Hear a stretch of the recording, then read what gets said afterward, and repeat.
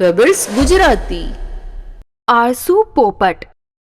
એક ગાઢ જંગલમાં એક પીપળના ઝાડ પર પોપટોનો સમૂહ રહેતો હતો. શિકારી ક્યારેક એમને પકડતો તો ક્યારેક એમના બચ્ચાઓને લઈ જતો. એટલા માટે એક દિવસ એમણે રહેઠાણ બદલવાનો નિર્ણય કર્યો. એમણે દૂર એક તાડનું ઝાડ શોધી લીધું. એ ઝાડ બહુ જ ઊંચું હોવાને કારણે શિકારીનું એના ઉપર ચડવું મુશ્કેલ હતું. સમૂહના મુખિયાએ બધા પોપટોને માળાઓ બનાવવાનું શરૂ કરવા કહ્યું. બધા પોપટો નવી જગ્યા જોઈને બહુ જ ખુશ થયા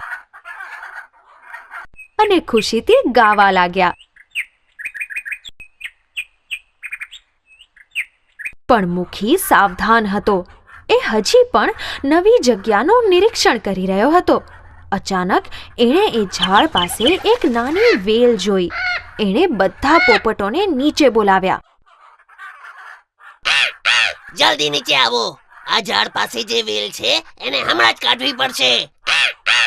બધા પોપટો માળામાં આરામ કરી રહ્યા હતા. એમણે માળામાંથી જ નીચે ઉગેલી વેલ જોઈ અને કહેવા લાગ્યા, મુખિયાજી, તમે ખોટી ચિંતા કરી રહ્યા છો. એ નાની વેલ આપણું શું બગાડશે? મુખી એમને એ વેલ કાઢવાની આવશ્યકતા સમજાવવા લાગ્યો. આજે આ વેલ નાજુક છે, એને કાઢવી સહેલી છે, પણ એ હંમેશા એટલી જ નહીં રહે. થોડા દિવસો પછી એ ઘણી સખત દોરડા જેવી બની જશે. એને હમણાં જ કાઢવી પડશે. સમય પસાર થતા એ શિકારીઓનું ઝાડ પર ચડવાનું સાધન બની જશે. એ સહેલાઈથી માળા સુધી પહોંચી જશે અને અનર્થ થઈ જશે. બધા પોપટો આરામથી માળામાં બેઠા હતા. એ એમના મનોરંજનમાં ખલેલ નહોતા ઈચ્છતા. મુખિયાની વાત એ રોજ આગલા દિવસ પર ટાળતા રહ્યા. ટાળતા પોપટોએ વેલને વધવા દીધી. થોડા દિવસો પછી વેલ વધીને મજબૂત બની ગઈ. હવે પોપટોએ એને કાઢવાનો પ્રયત્ન કર્યો, પણ એને ન કાઢી શક્યા. એક દિવસ જે મુખિયાએ કહ્યું હતું એ જ થયું. એક શિકારી ત્યાં આવ્યો. એણે એ મજબૂત વેલ જોઈ અને એ વેલની સહાયતાથી એ બહુ સહેલાઈથી ઝાડ પર ચડી ગયો. આખા સમૂહની આંખો સામે એ એમના માળાઓમાંથી બધા બચ્ચાઓને કાઢીને લઈ ગયો. બધા પોપટો જોતા જ રહી ગયા અને કંઈ જ ન કરી શક્યા. એ ઘટના પછી બધા પોપટો એ ઝાડ છોડીને ચાલ્યા ગયા. એમના મુખિયાની વાત ન માનવા પર એમને ખૂબ જ પસ્તાવો થયો, પણ હવે સમય નીકળી ચૂક્યો હતો. લાલચી બગલો. એક ગાઢ જંગલમાં એક તળાવ હતું. એના કિનારે એક બગલો રહેતો હતો. એ જ તળાવમાં ઘણી બધી માછલીઓ અને અન્ય જળચર પણ રહેતા હતા. જ્યારે બગલો જવાન હતો ત્યારે એ આરામથી શિકાર કરીને શાંતિથી રહેતો હતો. હવે બગલો વૃદ્ધ થઈ ગયો હતો અને એ પહેલાની જેમ સ્ફૂર્તિથી માછલીઓ નહોતો પકડી શકતો. હંમેશા એને ભૂખ્યું રહેવું પડતું હતું. એકવાર તો આખો દિવસ એક પણ માછલી ન મળી. તો બગલાએ જવાબ આપ્યો, મારા વાલા મિત્રો, હું તમારા બધા માટે રડી રહ્યો છું. એક જ્યોતિષીએ મને જણાવ્યું કે જલ્દી જ આ તળાવ સુકાવાનું છે. પછી તમારા બધાનું શું થશે? હું પણ અહીં જન્મ્યો હતો અને તમારા બધાના મૃત્યુ માટે ખૂબ જ દુઃખી છું. એ ચિંતાના કારણે મેં ખાવાનું પણ છોડી દીધું છે. ભોળી માછલીઓ બગલાની વાત સાંભળીને ડરી ગઈ. એમણે એની પાસે સહાયતા માંગી. અરે ભાઈ બગલા, તમે તો સૌથી મોટા અને અનુભવી છો. અમને આ સંકટથી બચાવો, અમારી મદદ કરો. ધૂર્ત બગલો એ જ તકની રાહ જોઈ રહ્યો હતો. એ મદદ કરવા માટે તરત જ રાજી થઈ ગયો. અહીંથી થોડે જ દૂર બીજું મોટું તળાવ છે. હું તમને બધાને એક એક કરીને આરામથી ત્યાં પહોંચાડી દઈશ. એ જ વાત સાંભળીને માછલીઓ અને બીજા જળચર પ્રાણીઓ બહુ જ ખુશ થયા અને બગલાને ધન્યવાદ આપવા લાગ્યા. વૃદ્ધ બગલાને પણ પોતાના ભોજનની સમસ્યાનો ઉપાય મળી ગયો. સહાયતા કરવાના ઉદ્દેશ્યથી બગલો એક માછલી લઈ જવા લાગ્યો. પણ વૃદ્ધ બગલો કોઈ સાધુ સંત નહોતો. સહાયતા કરવી એ તો એક નાટક હતું.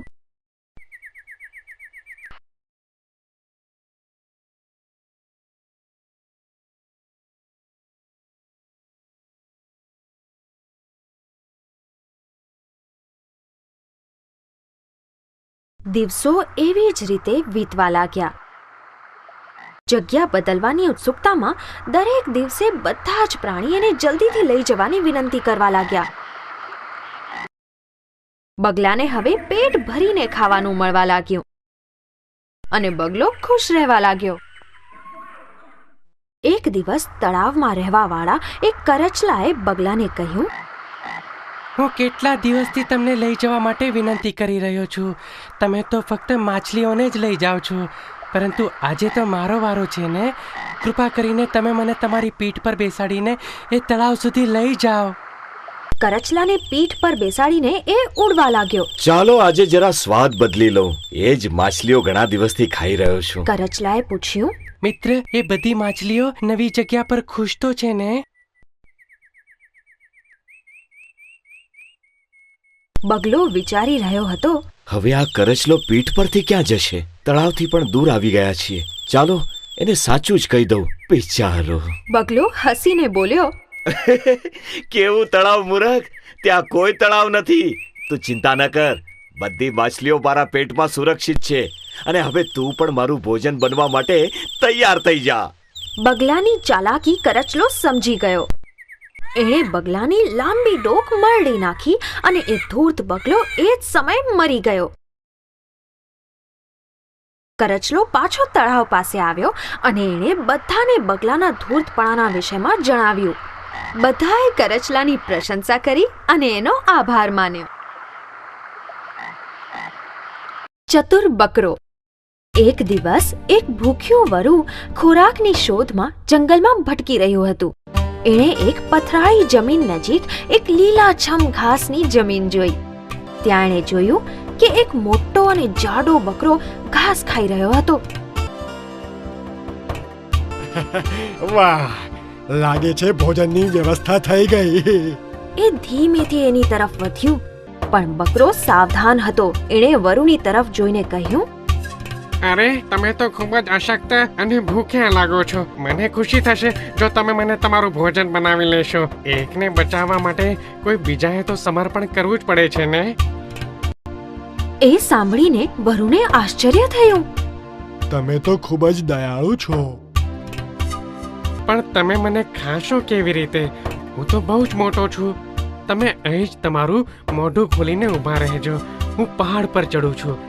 હું ત્યાંથી દોડીને સીધો તમારા મોઢામાં ઘૂસી જઈશ. પછી તમે મને આખો ગળી જજો, ઠીક છે? મૂર્ખ વરુએ એવું જ કર્યું જેવું બકરાએ કહ્યું. એ જમીન પર ઊભો રહ્યો. ચતુર બકરો પહાડ પર ચડી ગયો. ત્યાંથી એ તેજ ગતિથી દોડવા લાગ્યો.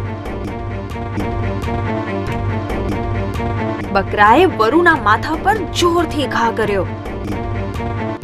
વરુ બેભાન થઈને પડી ગયો અને બકરો એ તો એનો જીવ બચાવવા માટે ત્યાંથી ઝડપથી ભાગી ગયો.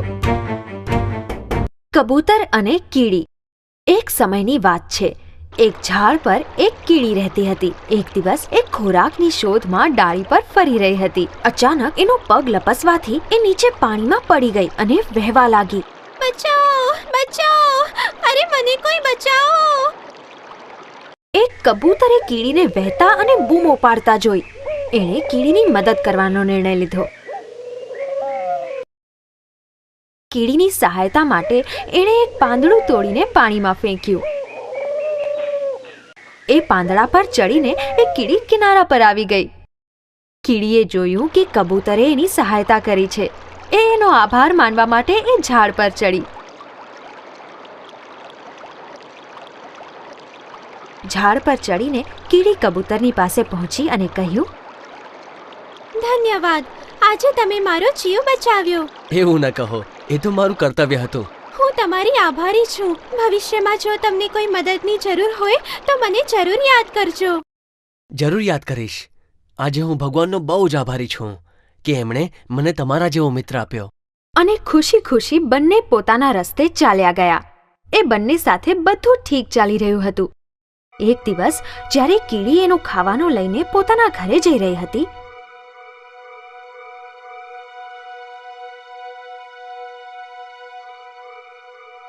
અચાનક એની સામે બે પગ આવી ગયા.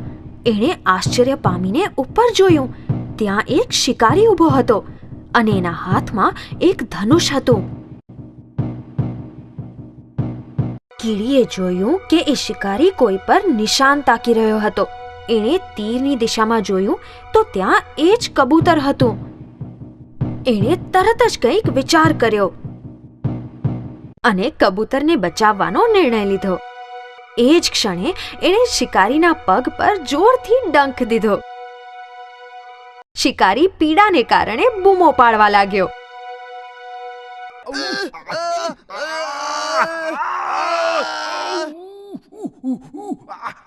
શિકારીની એકાગ્રતા ભંગ થવાને કારણે તીર ખોટી દિશામાં ચાલ્યું ગયું. કબૂતર સાવધાન થઈને ઉડી ગયું.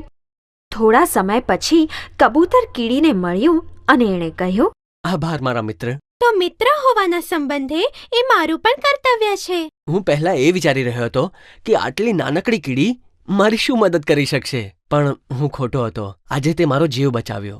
ધન્યવાદ. તે દિવસથી બંને પાક્કા મિત્રો બની ગયા અને ખુશીથી જીવન વિતાવવા લાગ્યા. વાઘ અને લક્કડખોદ. એક દિવસ શિકાર ખાતા સમયે એક વાઘના જડબામાં હાડકાનો એક ટુકડો ફસાઈ ગયો હતો. એણે એને કાઢવાનો ઘણો પ્રયત્ન કર્યો પણ એ કાઢી ન શક્યો. જ્યાં સુધી આ હાડકું નહીં નીકળે હું ખાવાનું નહીં ખાઈ શકું.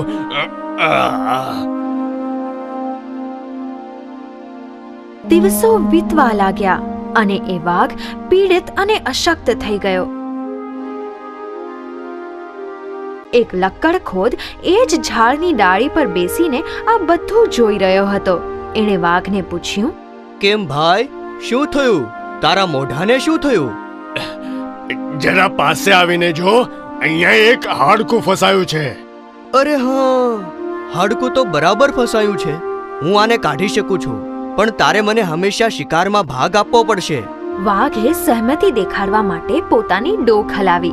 લક્કડખોદે વાઘના મોઢામાંથી હાડકું કાઢ્યું અને એ ઝાડ પર જઈને બેઠો. થોડા સમય પછી વાઘે એક જનાવરનો શિકાર કર્યો.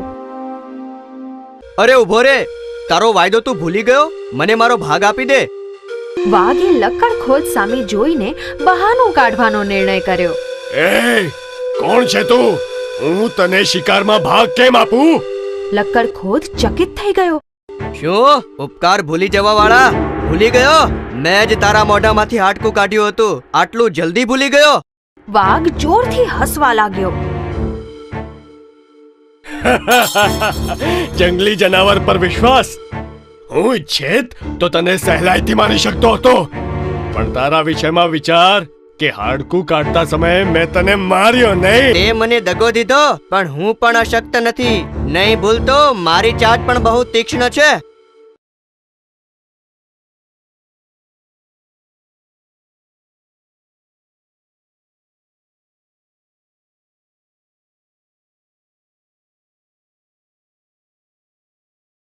સસલું અને કાંટાળો ઉંદર.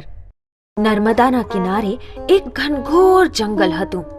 એમાં રહેનારા જનાવર હંમેશા ઝઘડતા રહેતા હતા. આપણે હંમેશા ઝઘડીએ છીએ. આપણો કોઈ રાજા નથી જે આપણો ન્યાય કરી શકે. હા, આપણો એક રાજા હોવો જોઈએ. પણ રાજા બનશે કોણ? ફરીથી ઝઘડો શરૂ થયો. હું રાજા બનીશ. અરે નહીં, હું જ રાજા બનીશ. રાજા તો મારે બનવું જોઈએ. એક વૃદ્ધ શિયાળ જે થોડા જ દિવસો પહેલા જંગલમાં આવીને વસ્યું હતું, પોતાની ગુફામાંથી ગરજતું બહાર આવ્યું. અરે આવાજ કેવો? બહાર જઈને જોઉં છું. જનાવરોએ શિયાળને તેમની તરફ આવતા જોયું. કેમ ના શિયાળને જ આપણે આપણો રાજા બનાવીએ? હા, એ ઠીક રહેશે. જ્યારે આ વૃદ્ધ શિયાળ એમની પાસે આવ્યું, અમને એક રાજાની જરૂર છે. શું તમે અમારા રાજા બનવાનું પસંદ કરશો?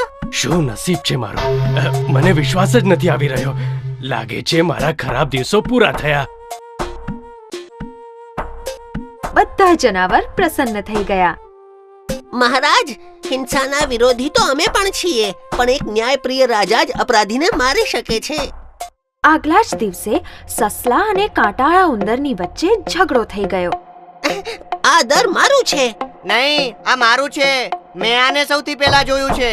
તે જોયું ઠીક છે, પણ મારા પિતાજીએ પહેલા આને બનાવડાવ્યું હતું. તારા પિતાજીએ બનાવડાવ્યું હતું તો શું થયું? એમણે આને છોડી દીધું હતું. સારું, એમ વાત છે તો આપણે રાજાની પાસે જઈએ. ચાલ. ન્યાય માંગવા માટે બંને વૃદ્ધ શિયાળની પાસે ગયા.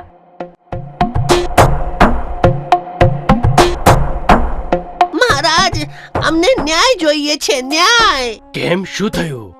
બંને જનાવર એક સાથે પોતાના ઝઘડાના વિશે શિયાળને કહેવા લાગ્યા. અરે જરા થોભો, હું વૃદ્ધ છું, કાને બરોબર સાંભળી નથી શકતો. જરા મારી પાસે આવીને કહો. બંને જનાવર અચકાયા વિના શિયાળ પાસે ગયા. આગલી જ ક્ષણે શિયાળે એમની પર તરાપ મારી અને એમને મારીને ખાઈ ગયો. હવે બધા જ જનાવરોને એક શીખ મળી ગઈ. દોસ્તો, આપણે આપણો ન્યાય પોતે જ કરવો જોઈએ. અજાણ્યા પર વિશ્વાસ કરીને આપણે ફસાઈ ગયા.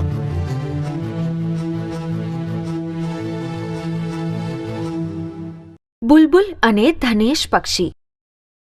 એક સમયની વાત છે. ધનેશ પક્ષી પક્ષીઓનો રાજા હતો.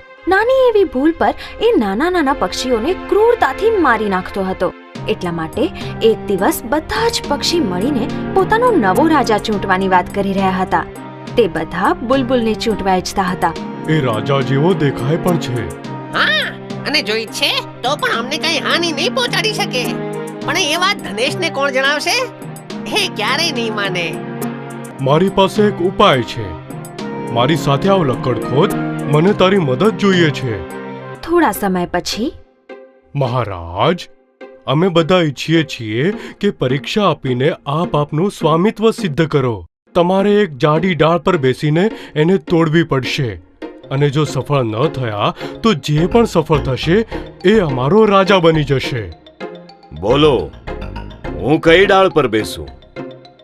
પહેલી ડાળ પર. મારી સિવાય બીજું કોણ છે જે એ ડાળને તોડી શકે? ચાલો. ધનેશે તેની પૂરી શક્તિ લગાવીને ઉડાણ ભર્યું.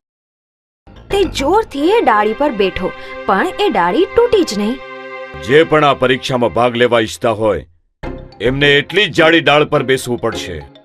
અમારો પ્રતિયોગી બુલબુલ છે. એ ડાળ ઠીક છે? જાડી છે ને? ઠીક છે, એ ડાળ પહેલા કરતા પણ જાડી છે, અને જો બુલબુલ એ ડાળીને તોડવામાં સફળ થયો તો એ રાજા બની શકે છે. ધનેશ એ નહોતો જાણતો કે જે ડાળી પર બુલબુલ બેસવાનો હતો એને લકડખોદે પહેલાથી જ પૂરી રીતે કોતરી નાખી હતી. નાનો એવો ધક્કો એ ડાળીને તોડી શકતો હતો. જ્યારે બુલબુલ એ ડાળી પર બેઠો તો એ ડાળી તૂટી ગઈ. અરે, આ કેવી રીતે થયું? એણે એ ડાળી તોડી નાખી. ધનેશે પોતાની હાર માની લીધી અને એ ત્યાંથી ચાલ્યો ગયો. બુલબુલ પક્ષીઓનો નવો રાજા બની ગયો. પેબલ્સ ગુજરાતી.